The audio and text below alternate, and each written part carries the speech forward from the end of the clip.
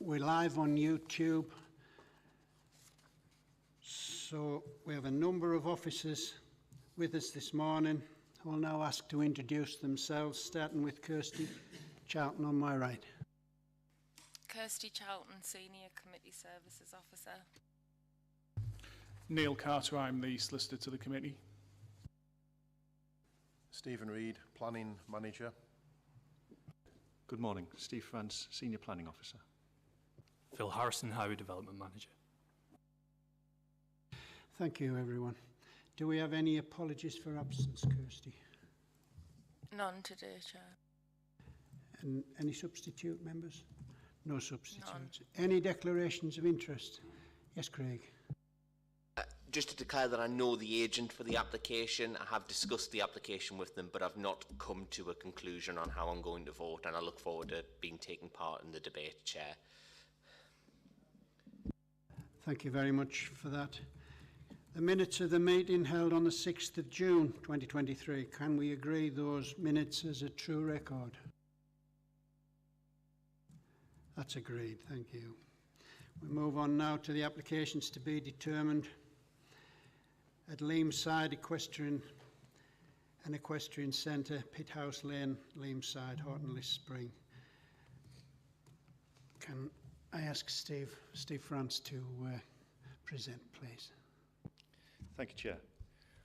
Good morning, councillors, ladies and gentlemen. We have an application here for a change of use and engineering operations to create a football centre incorporating the provision of 20 grass pitches, the demolition of some small stable blocks, the creation of a new building to provide changing facilities, car parking and widening of a site access. This is at Pithouse Lane at Leamside, and the committee did a site visit there yesterday to see the site itself and the environs, including the main vehicular approaches to it. The application site, outlined in red there, is adjacent to the main A1M motorway you can see to the west of the site. Forming the southern boundary of the site from where it crosses over on a bridge over the motorway is Cocken Road. And along the front of the site where the proposed access is to use the old access from the Leamside Equestrian Centre, as you can see on the slide, is Pithouse Lane. You can see Leamside at the bottom of the slide there is a small settlement that extends to the west of West Rainton, which will be apparent on the next slide.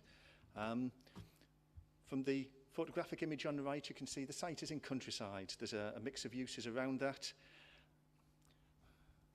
But the site itself is generally open, generally flat. It rises towards the motorway slightly. The buildings themselves are on a slightly raised area, and there's a bund behind those buildings that was constructed with the equestrian use. In terms of the overall area, you can see the settlement of West Rainton there, the A1M and the A690 to Sunderland, which would be one of the main transport arteries to this, along with Pithouse Lane, which runs along the front of the site and comes out at sort of fence houses, Woodston Village to the north. The site is, you'll have seen from your reporting, Greenbelt. The Greenbelt extends to the old Leamside railway line, which is redundant at the moment, but effectively to there, and then Marks Lane at the top. Everything to the west of there is designated Greenbelt. You can see again, this is the village of Leamside, which is on the hill. Surrounding countryside is generally agricultural in nature, with some specialist uses, including a turf cultivation business. There is a small golf driving range and a small golf course to the west of the A1M. But for the most part, the surrounding countryside is semi-improved grassland, either under agricultural use or with large equestrian uses in there as well. There's small riding stables around. You often see processions of horses on the surrounding footpaths, bridleways and along the road itself. And you can see as the settlement of Leamside follows round the road, it becomes sporadic. So there's occasional groups of buildings, such as Car Row, which immediately bounds the site, as mentioned in your report. And to the north and beyond the site, there's the Three Horseshoes Public House and a nursery. As we saw on the site visit yesterday, there's a well-hedged boundary to the frontage of the site. So the 3 photographs at the top show the site frontage. The central one, obviously, is the site entrance, and then the 2 either side of it looking in either direction. The one was you're approaching Leamside towards the speed restriction. The 3 photographs at the bottom show at the left-hand side the entrance to Cocken Road with the approach to the bridge over the motorway. The next photograph in the middle is actually shown on that bridge over the motorway, and you can see just on the left-hand side of the picture there's a public footpath sign. There's a public footpath that runs along the west side of the site boundary within the site, and that emerges to turn along the top boundary of the site where it goes back towards some of the settlements there. That part of the footpath is outside the site. You can also see there at the right-hand side, that's the view obviously of the motorway. You can see along the motorway embankment there are established trees there. The site is higher than that, but also has the bund in between it. You can just see the roof of one of the buildings there.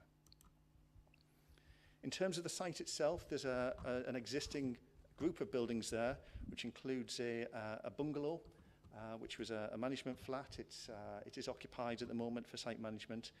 And you can see there's a large shed apparent on the highest part of the site. That was used for equestrian events, indoor equestrian events, and is proposed use by the applicants for non-weather dependent, non-light dependent use when they can't use the outside areas. That was a significant draw of the site for the applicants in terms of expanding their offer to the facilities they currently offer at New Bottle up the road.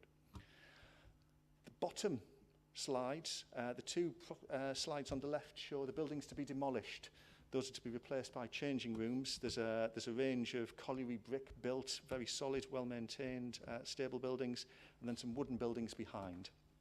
The bottom right picture is effectively from the front of the bungalow looking back towards Leamside and West Rainton. You can maybe just see the spire of the church at West Rainton on the rising ground of the hill of the settlement. What the applicant proposes is to use but widen the site entrance, to use existing site entrance.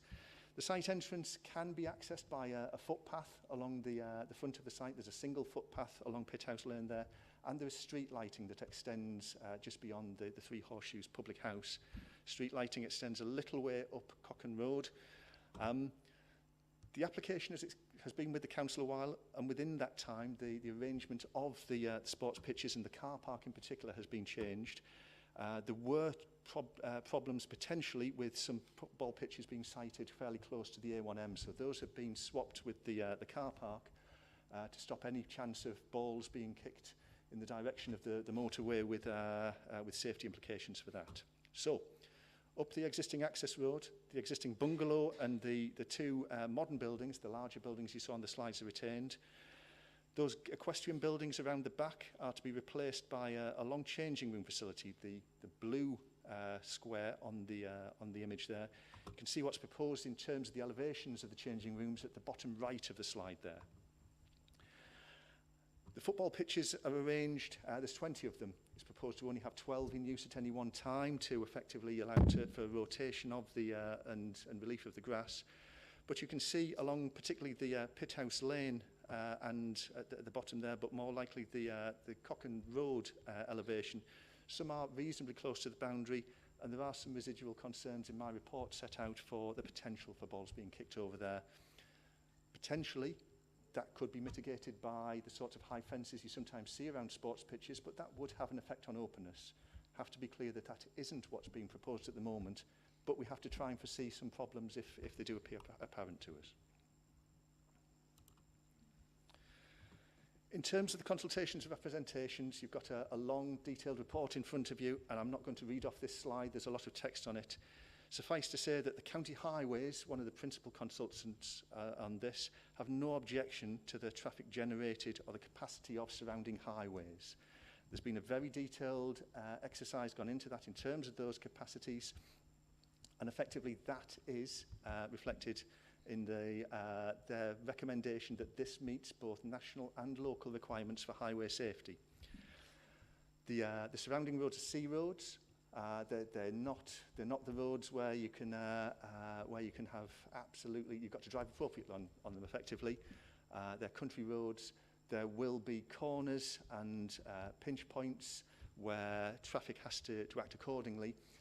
But effectively, whether this is seen in its own right or within the existing road network, with the, for want of a better term, the rat run to the Arneson Centre or around Durham City when Durham City gets snarled up sometimes, the capacities allowed by the roads that are there can accommodate the traffic provided.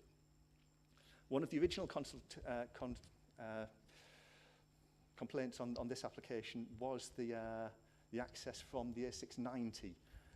There's been some fatalities on the road there. Members on the bus trip or people who use the area regularly will have seen that the signalisation of that junction is actually underway, and those traffic lights are being put out, making that junction far safer and removing the concern, hopefully, that people had about that. National highways, we're looking at the potential effects on the motorway.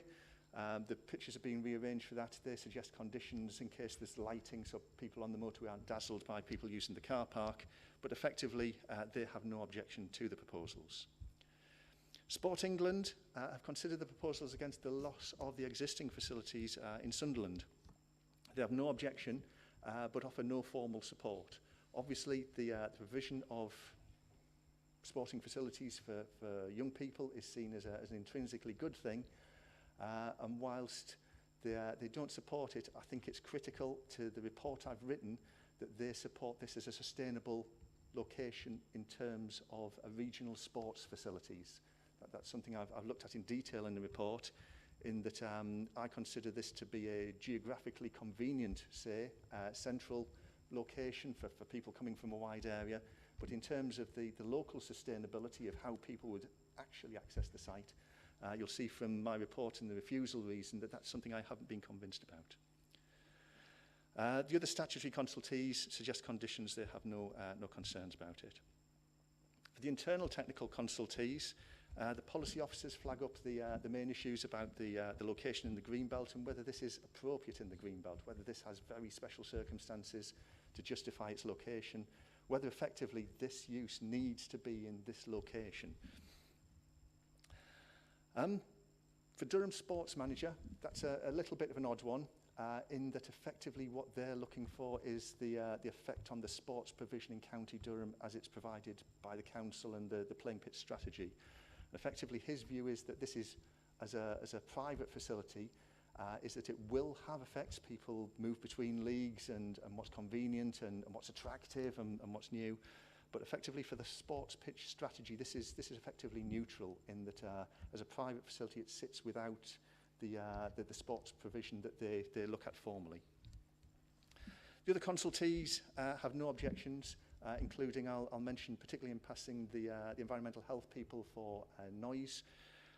Noise is a significant concern for local residents. As we saw on site yesterday, or heard on site yesterday, there is a significant background noise environment from the A1M. It is quite noisy there. And it's not disputed that this would be a noisy use when in use, with excited youths playing their sport and parents and coaches encouraging them.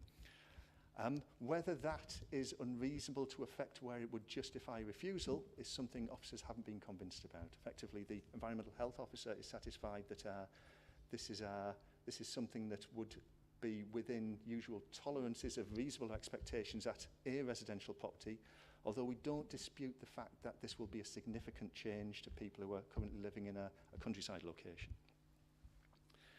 For the external consultees, Durham City FA have advised Sport England in their comments.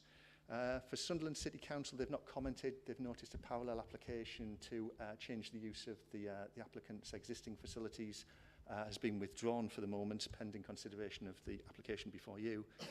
Durham Constabulary advise of the need for fencing and lighting and the requirements for that. And again, I've mentioned the potential implications of that where it need to be addressed later on.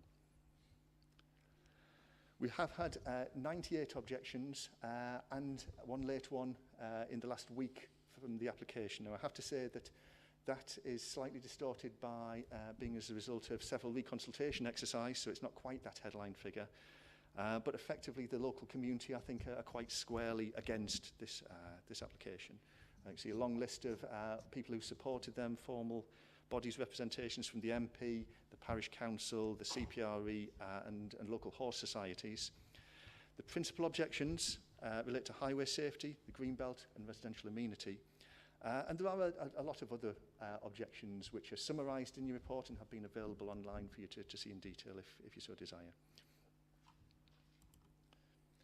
The summary is that effectively officers acknowledge the safety concerns, the roads, access and parking arrangement meet safety standards, and there's been no tangible evidence put forward that we feel would allow us to sustain a refusal in an appeal scenario. I think it's probably fair to say as well, there is sometimes a temptation on planning applications, if you are looking at a refusal, to throw the kitchen sink at it. We have, and the applicant has worked hard to agree those elements of the proposal that we can agree on, so we can focus on this. And I think if there are elements of refusals that as officers we can't demonstrate and substantiate, that may affect the credibility of our main thrust on this. I think basically there's two significant concerns remaining, and no overriding, and this is the critical thing to me, no overriding reason why this use has to be in this location. I think it's convenient for the applicants to have the shed there to extend their offer, and I think the size of the site allows them to extend their football facilities. But in terms of the protection expected of the greenbelt, there's no reason why this has to go in a greenbelt location. This is obviously the sort of use that we try and welcome with open arms. So effectively, the two concerns are that it's sited in the greenbelt without the very special circumstances that are required to overcome our concerns for openness.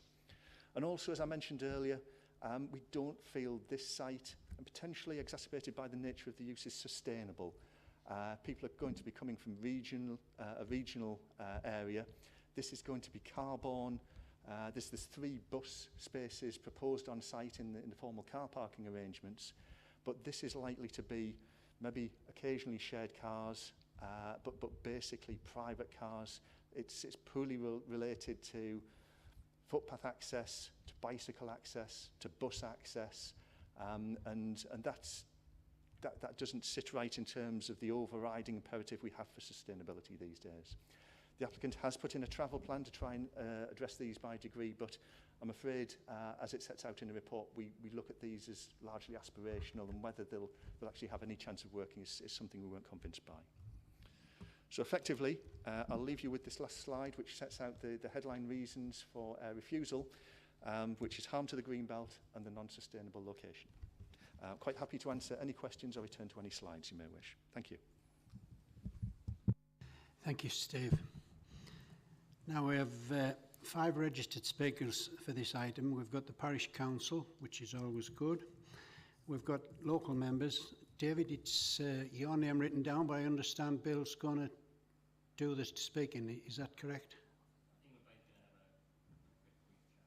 Okay, thank you. And then we've got Objector Steve Cave. You'll have 5 minutes. Kirsty will let you know when you've got 1 minute remaining. And for the supporters stroke applicants, we've got Dominic Waugh and David Armstrong. You'll have 2.5 minutes each, and Kirsty will let you know when you've got 30 seconds remaining. So can I ask Councillor Steve Diggory from West Rainton Parish Council to address the committee, please? Thank you, Chair. I'm assuming everybody can hear me. So good morning, everyone. My name is Ian Diggory, and I'm here as the Vice Chair of West Rainton and Leamside Parish Council to reflect our concerns and those of local residents regarding this proposed development at Leamside. The applicant has players and spectators from Morpeth to Middlesbrough travelling to its Newbottle site, and this map indicates how the majority of them are likely to access the proposed site at Leamside. The newly installed traffic lights on the A690 will provide a welcome safety measure, but they won't decrease the volume of traffic heading to the site along rural roads through Leamside. Next slide, please. Let us be clear. I think we would all agree the applicant is to be congratulated on their success in supporting and encouraging youth participation in football. Next slide, please.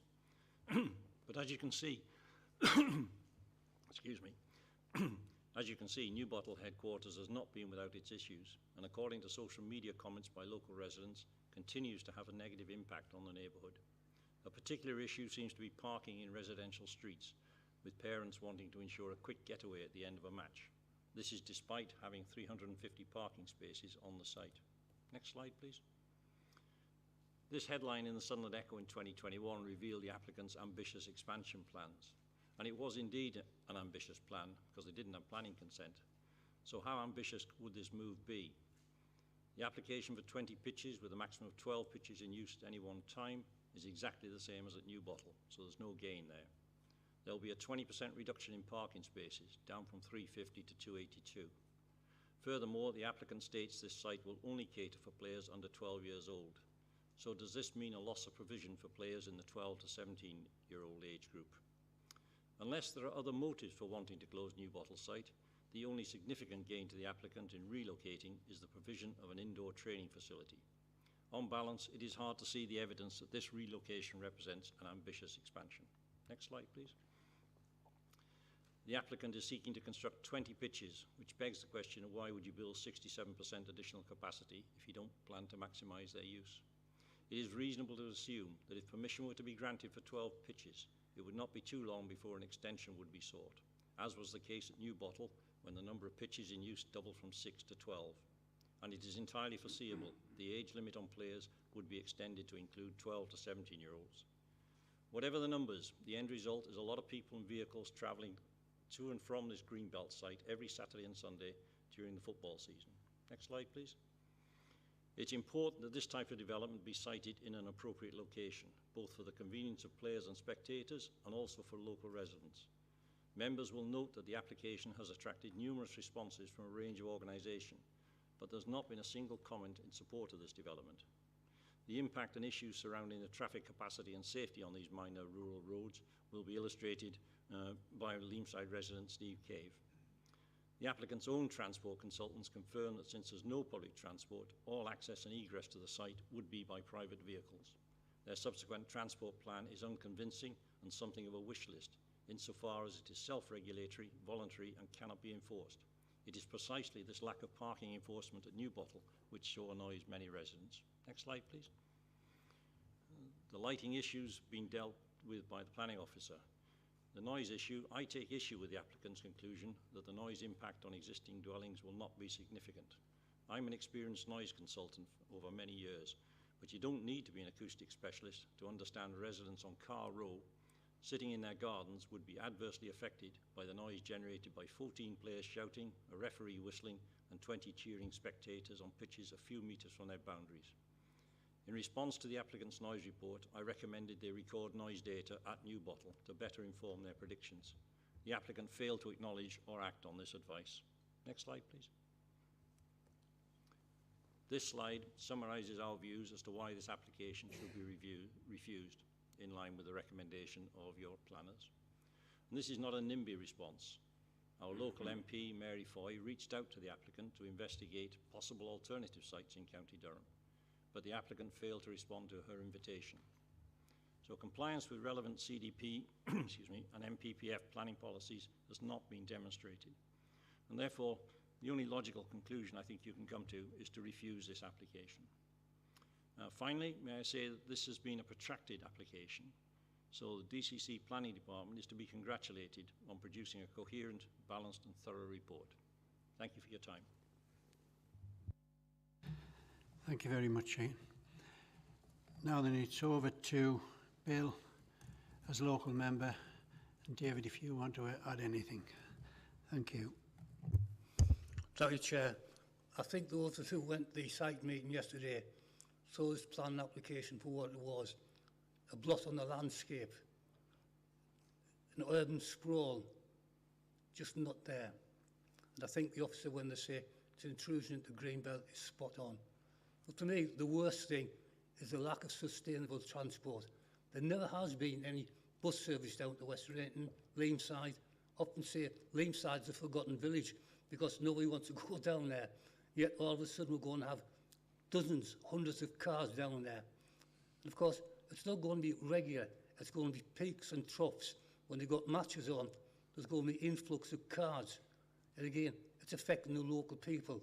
It's just not acceptable. I don't say anything more because the officer said an excellent report. He sums it up much better than I can because I'm not a planning officer. And I fully endorse his recommendations. Refusal on grounds of no sustainable transport and visual intrusion into a green belt. Thank you, Chair. Thank you, Bill. Do you want to add anything, David?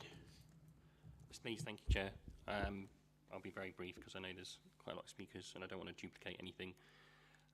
Just like to thank the committee for their time considering this. I think this type of, rather than repeat what the excellent Parish Council report's done and the officer's report, I just speak from a personal perspective as a local member, and that is that planning can be frustrating sometimes, and when you see an application come forward where you can't understand the benefit to the applicant, let alone the local community, it is quite frustrating. When you see a commercial football development being stuck in a greenbelt field next to the A1M with no public transport, so young people can't even get there independently, you wonder what the thinking is behind it. I think that the Parish Council has set out excellently what the issues are. There's long-running issues on that road of safety at either end. Up towards the Finchell was the pinch point where there's almost head-on collisions. There's been regular accidents there on Station Road. If the committee did a visit there, they'll probably have gone across Leamside Railway Bridge. It's a tiny little bridge where cars constantly clip the house on the corner. They can barely get two cars past each other. How minibuses and coaches are going to do that? I have no idea. The A690 lights are a benefit, but we've got over 100 houses being built on that road as well.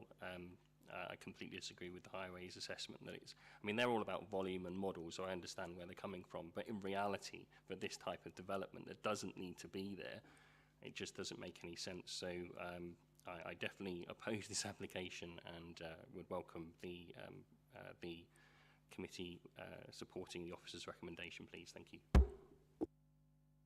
Thank you, David. Now we move on to Stephen Cave as an objector. You'll have 5 minutes, Stephen, and Kirsty will let you know when you've got 1 minute remaining. Okay, thank you for the chance to speak about this planning application and, as before, compliments to the planning report's authors for a thorough summary of a large volume of material. I'm speaking on behalf of residents of West Rainton and Leamside following a public meeting. We are pleased that refusal is recommended on 2 areas of the National Planning Policy Framework. However, our day-to-day lived experience of road safety differs from the report's theory-based conclusion. The overwhelming proportion of objections citing road safety show that this concerns us greatly because we live with and know these roads. Station Road and Pithouse Lane form a busy route through the communities between the A690, the Newton Hall side of Durham, and destinations to the north of Leamside. Work's already started on a development expanding West Rainton's housing by about 25% with the addition of 150 new homes accessible only from Station Road, adding to its criticality for residents. Large volumes of traffic use the route if there's a problem in Durham. Queues from the A690 into Leamside have been experienced, and many hundreds of extra journeys per day for the football centre would make this congestion more commonplace. There's unavoidable on-street parking on Station Road and Pithouse Lane. Despite the route's importance, there's no mitigation for this, and passing the parked vehicles requires traffic in the opposing direction to stop. The same thing occurs in Woodston Village at the northern end of Pithouse Lane, where there are speed bumps and frequent on-street parking on both sides of the road.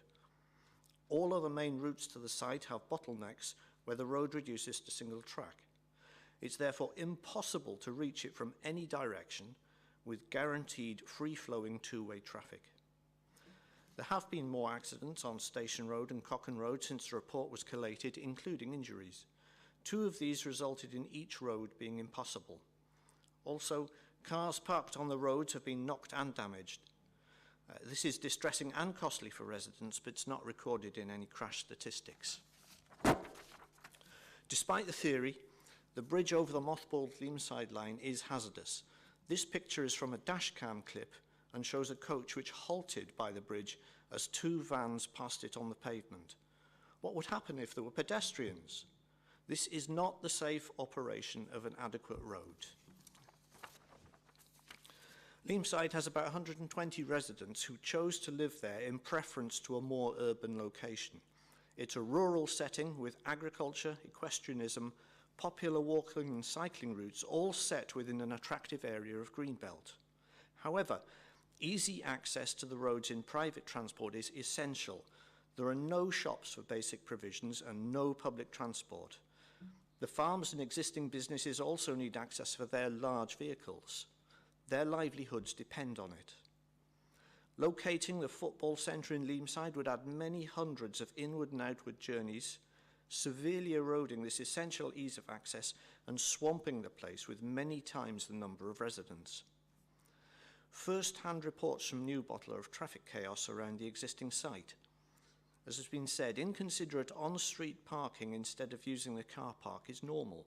Residents' access has been so compromised that the police have been involved. Why would moving to Leamside change this behaviour? It wouldn't. Residents believe it would be disastrous for vulnerable road users, cyclists, walkers and horse riders, especially children, to the extent that a tragedy involving serious injury or a fatality becomes inevitable. And remember, Leamside is also a busy through route.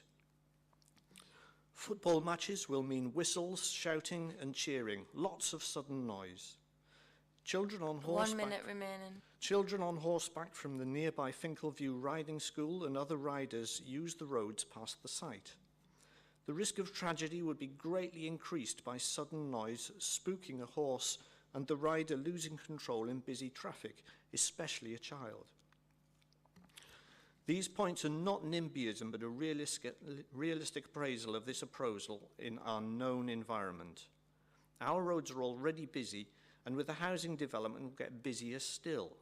Safety is a justified concern, and I'm sure that no one would be happy to see it worsened. We support grassroots sporting opportunities for young people and acknowledge the great work that Russell Foster organisation has done. However, this proposal represents a disaster for our communities and the green belt in which we have chosen to live, with absolutely no community benefit in return. We add these points to the planning report, whose recommendation for refusal we fully endorse and look to the committee to concur. Thank you. Thank you very much, Stephen. Now we move over to the applicant, supporters, Dominic Waugh and David Armstrong. You'll have 2.5 minutes each, and Kirsty will let you know when you've got 30 seconds remaining. Thank you. Morning, members. I'm here in a dual role today as a planning consultant representing the charity Russell Foster Tyne Weir Sports Foundation, but also as a resident of County Durham who struggles to see how a leisure facility to be delivered at no expense to the public purse is not enough of a benefit for the residents of the county to outweigh a minor impact on the green belt and the view that most people will drive to use the facility. The officer report is clear that officers do not take lightly the recommendation for refusal. Regardless, members are here today with an officer recommendation to refuse this planning application. The applicant agrees that there will be a minor impact on the openness of the green belt. However, this clearly needs to be weighed against the benefits of the proposed development.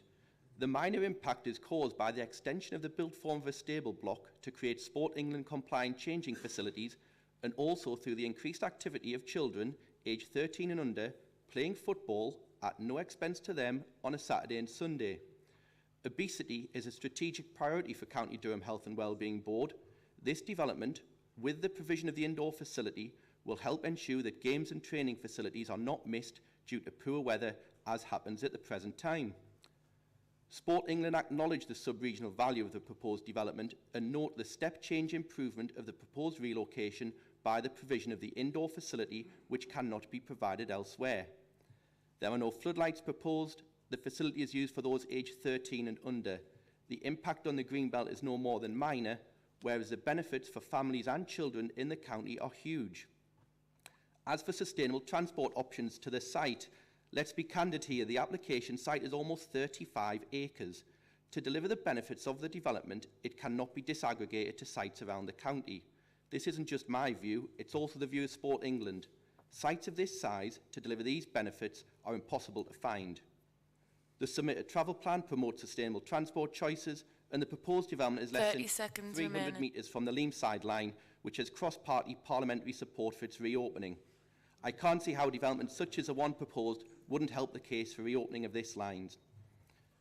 So members, I struggle to see how the substantial sports, leisure and health benefits for County Durham at no expense to the public purse cannot be seen to outweigh the minor harm of the proposed development. Thank you. I'm assuming on my list that was Dominic, was it? So can I ask David Armstrong? You'll have the same time scale. Thank you. Excuse me. Good morning, members. My name's David Armstrong. I'm a 63-year-old chartered accountant and a trustee of the Russell Foster Tyne Weir Sports Foundation, a registered charity. I'm also a fully paid up member of the Common Sense Party and a resident of County Durham for the last 35 years. Both my children and grandchildren have benefited from the youth leagues, and Russell Foster and I would like to see this project sited at Leamside for the benefit of future generations. I fail to see how a leisure facility to be delivered at no expense whatsoever to the public purse is not enough of a benefit for the application to be approved, and I consider the decision not to approve it subjective.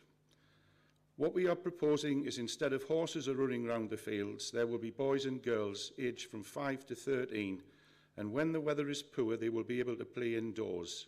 This is the great advantage of this site, as to provide such excellent indoor facilities would be unaffordable given the current building cost. A facility that failed as a riding school that was used by a select few is being brought back to life by a centre that can be used by the wider community. It will provide much needed indoor facilities for playing football, training and general keep fit activities. I'm quite prepared to sponsor an over 65s five-a-side league if those from Leamside feel that this would be of benefit. It can also be used by the wider community for meetings and get-togethers, for example, walkers, ramblers and cyclists. We would be happy to enter into a community use agreement to allow this to happen.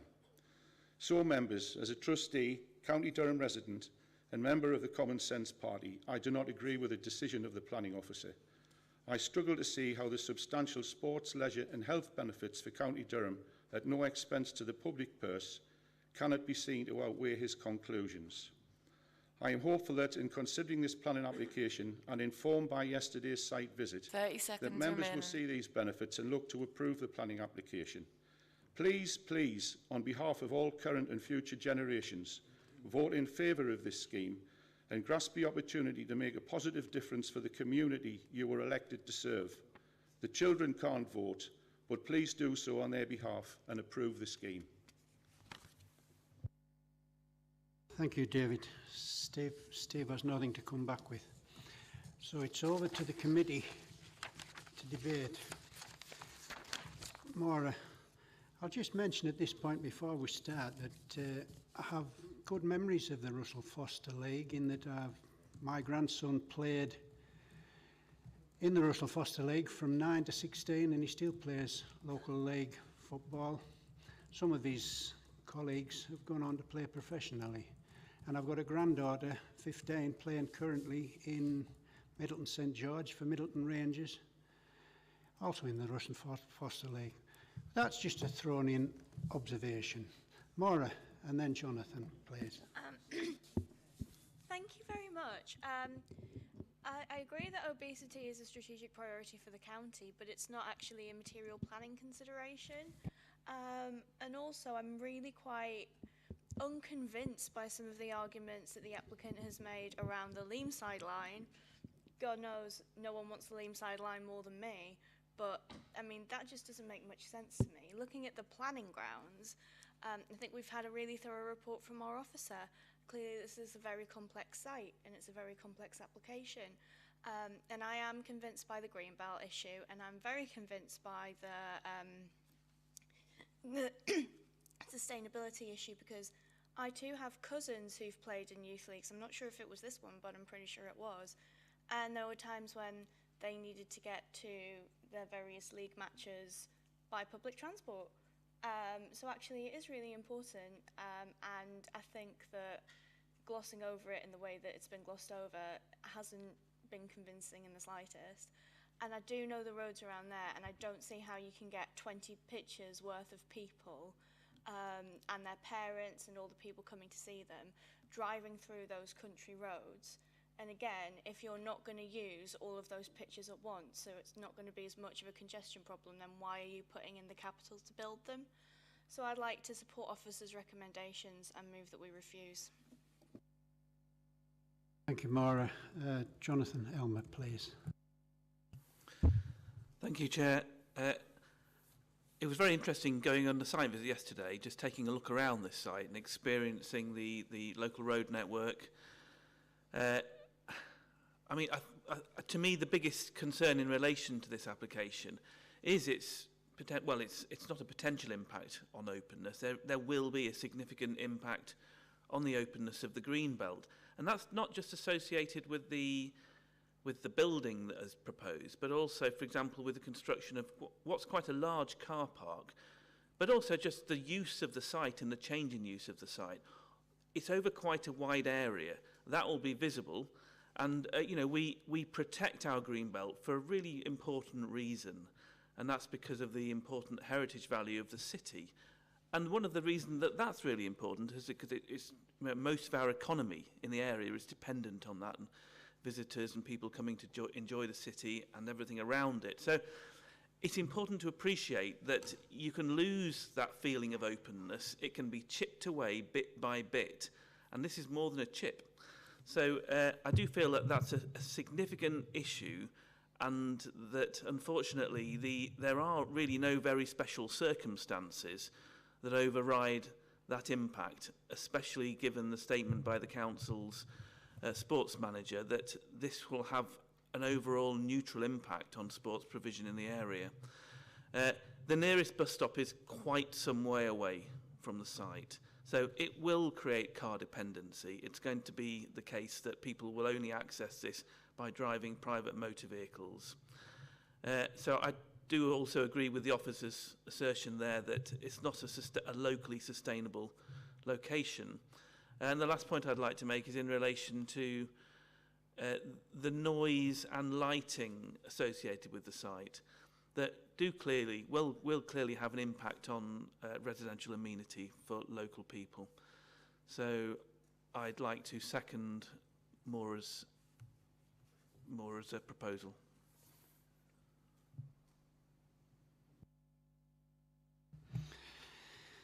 Thank you for that, Jonathan. I hope you didn't have a prepared speech. Thank you. Jim Atkins, please. Yes, good morning, Chair. I come from a background involved in sport, especially football, most of my life since I was a kid. So it's interesting to me that there are things around about this that benefits-wise, economically, I understand that if these are junior groups, there's lots of them, they all pay subs and things like that. What is curious is, I've been involved in many football pitches, and I know they're smaller than that, but that's a group of pitches. If they're training pitches, that's one thing, and they're only training. If they're playing football matches on there, I was going to, if we had questions, ask the applicant, in terms of how do they, on 20 pitches, and all kicking balls onto the next pitch, and there's referees refereeing it, and that seems like a melee to me. So it must function in a different way to how I would normally understand the football pitch. I mean, I'm used to working with the adults and the grown-ups and things like that. So economically and health-wise, getting kids off the computers, because I'm all for that. Like, I'm sick of watching my grandchildren in the bedroom. They should be out and playing pitches. So they're benefits to me. Anything health-wise is a benefit. Economically, if there's any, I don't know if there's any facility to spend monies on the day and things like that. But it didn't get a mention again. I was going to ask the applicant what we know about that. It would, of course. Jim, if you wish to question the applicant, I'm sure we can allow that if you want to. Just in terms of how it actually works, the economics round about it as well. I've heard everything else, which is also very, very relative. Why the people don't accept that it's as good as it looks, and it's as easy as it looks. But there are other questions involved here that I haven't heard any answers to yet, right?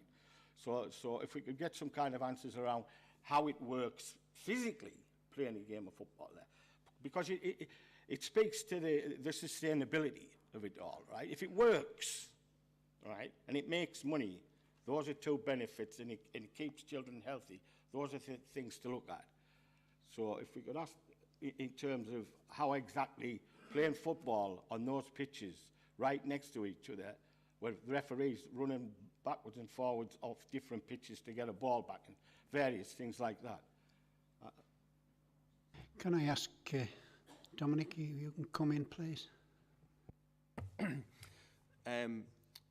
So, firstly, Sport England produce how to design playing pitches, even down to the orientation of playing pitches to ensure that you've got the optimum orientation as, you know, just an off north-south direction. So the size, the run-off areas, even the maintenance of the pitches and so on is defined by Sport England. So that's how the sort of the sizes of the pitches and the layout is being defined. In terms of the operation of the pitches, they wouldn't all be in use at one time, because one of the other requirements is you rotate the pitches to stop, for example, the goal mouths being, non-planning term, but getting grotty. You know, they're getting overused, they're getting churned up, that they're just not usable. So that's the reason why, just as a current site which has a limit of 12 pitches at any one time, this would also have a limit of 12 pitches at any one time to assist both with the rotation of pitches and to prevent, well, it's primarily just to stop the overuse of pitches. The subsequent, you know, a byproduct of that is that you kind of stop that overcrowding, for want of a better expression. In terms of the economic side of it, David could come in on that. Yeah, there's currently a canteen facility on site in an existing building, and we could have the offices upstairs, and downstairs would be refreshments and drinks and snacks and whatever for the kids, and before, during and after the game. So there will be some commercial element there to provide refreshments on site. It's all free. You don't have to pay something or anything like that. No. Well, the parents pay monthly to be members of the club, the local club, and then obviously they pay an affiliation fee for the administration costs of the current facility. So it's self-sufficient. But the big thing is the big shed. To get that built now, the leagues could never ever afford to have anything like that built. So it's been purpose-built for equestrian use, and we will get 3 small-sided pitches in there which can be used throughout the bad weather, throughout the winter months, for training facilities or playing games. And a smaller barn that was currently used for stabling would be converted into something for toddlers or younger kids, which could be used during the day by those that wanted to use it. Thank you. Does that help, Jim? Yeah, Chair, I just wanted to quickly just bring out the fact that there are some other benefits that people might not have heard in the room, but I can see plenty of things wrong with it. Thank you. Thank you. Just from my own personal experience, the building in question would probably be in the region of 150 to 200,000. Simon, you're next, please. Thanks, Chair. So I guess for me, in terms of where I am with this, I think there's something that really stands out to me with this application is Sport England haven't offered a formal support to this. I've seen so many planning applications which have involved football pitches or different bits where there's been football pitches to be lost, and Sport England have really not been happy about it, to the point they've put their own objections in around it. The fact that there's no formal support for this raises a little bit of an alarm for me. I think in terms of it, I think the big thing around this in terms of plan and balance comes down to, is this an extraordinary development? I understand what the Russell Foster are trying to do. I'm very aware of the good work they've done for years as a league, providing football. But Is it an extraordinary development? Not especially, not in relation to the new bottle one that they already have. The other side of it as well is that it was mentioned around, and I do getting, you know, people from all backgrounds into football, but it particularly does come in at sort of people who are from working class backgrounds. But the lack of bus travel is massive for that in respect of that for me, because what you're then relying on is people using cars. Now, as things are getting more expensive, things like bus travel are going to be something that people really need to use to get there. And I remember from playing football as a young man, we were based out of the village. People would walk there because it was, you know, rather than having to drive there. I think that's a real concern, because around that as well, in terms of the sustainability, that means that it's just really difficult to get to. Added to the fact that there's nothing there around, if we are trying to make things a bit more green and we're trying to improve that, surely somewhere with good bus links would be a better part to put it. I'll be perfectly honest, at the minute I'm leaning towards going with the officer's recommendation, but I will listen to the rest of what's said. Thank you, Simon. Patricia, please. Next, Patricia Joplin. Thank you, Patricia Joplin, Crook Ward. When I read the report last night, Chair, the first thing I really was worried about was traffic. I know that the highways have not said very much about it, but it is pretty obvious to me, with that amount of car parking, there's going to be a lot of movement there. Another thing is there is going to be noise. Having had a husband who refereed children football, it is the noisiest football ever. Kids scream, their parents go mad if they've been knocked over. There's going to be a lot of noise there. There's going to be a lot of light there. It's just it's the size of it, really. I think the officer's right. I don't see it being sustainable, to be quite frank. And you have to look at the residents. This is not going to bring any benefit to that area, because there are no shops to benefit. So there's no economic benefit to that area. It is just going to be a hassle. And I think that the green belt is there for a reason. And I do think we should try and protect the green belt as much as we can. And you're right about, because of Durham and being close to the city, it just is, to me, not a good proposal. And I'm very keen on kids playing football, but if it's going to have a negative impact anyway, I just don't see the point of. I see the officer, I think his report was very thorough, and I agree with the recommendation that it should be refused. Thank you, Chair. Thank you, Patricia. Phil from Highways, can I just ask for your contribution? She mentioned highways and we haven't had any. I think, Chair, it's just as set out in the report that we don't feel we could sustain a refusal on highway safety grounds. You're brief and to the point. Isabella, you next, please. Isabel from Horden. I was a referee. Not many people know that, do they? I was a referee for the years ago, about 2, I would say. My son went through, my grandson went through, and I had 10 five-a-side teams. I know the impacts of what the Russell Foster League do. They do provide a good service, we do. But we have to travel by car. You have to go up early to try to get a parking space, because even though there is parking spaces there, there's an overflow.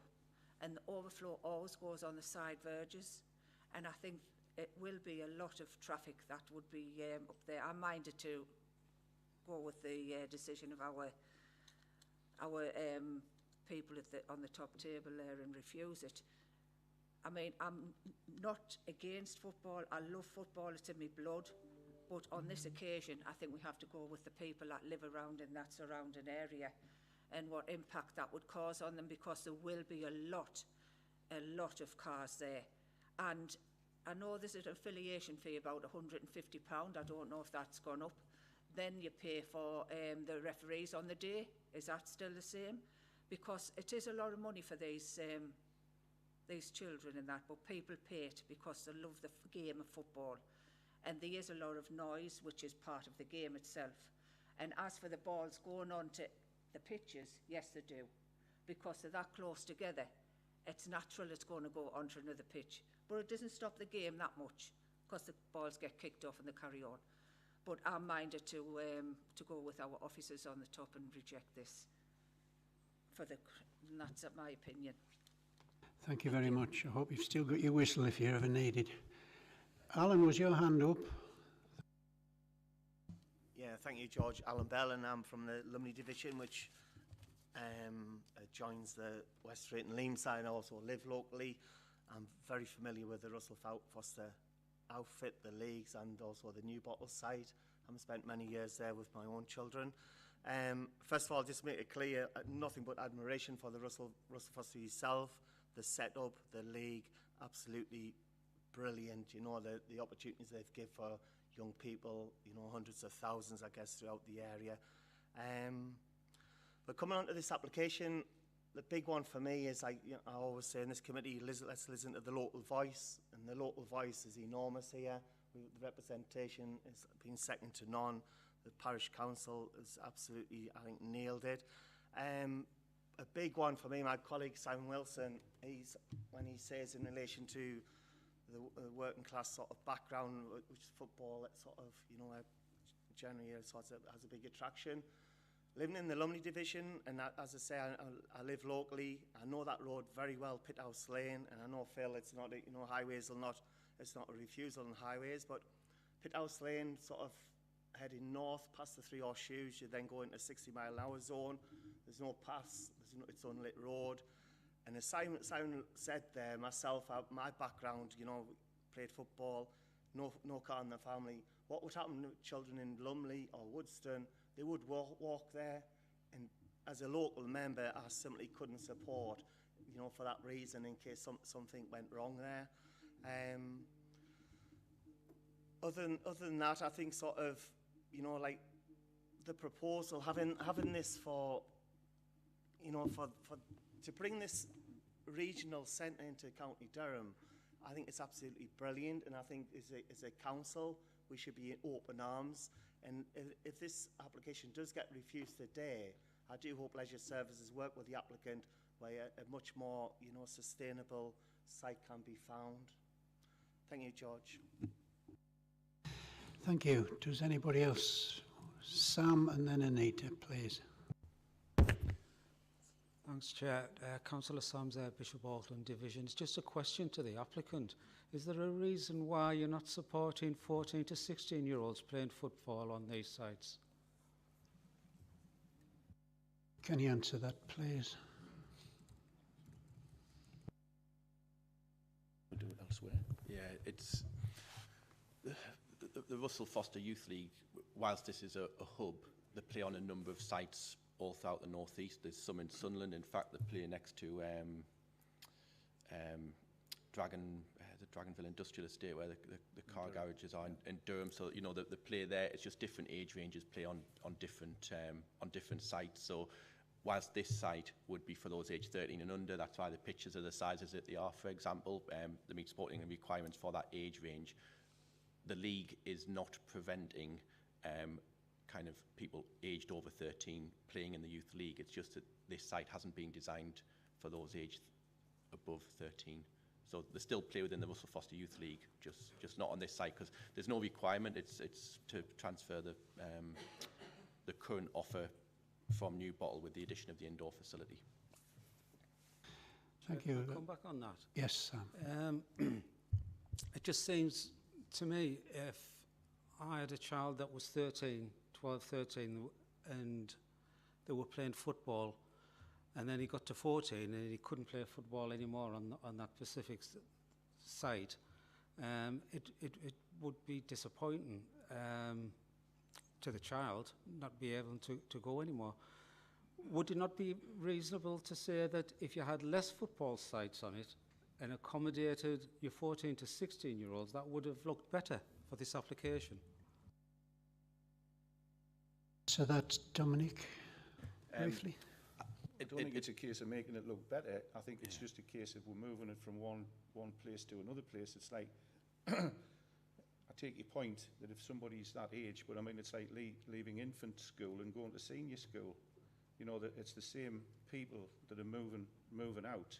So we accommodate. This is for the kids, effectively, for the girls, the boys, the disabled. There are other groups of users of the facility which we would accommodate there.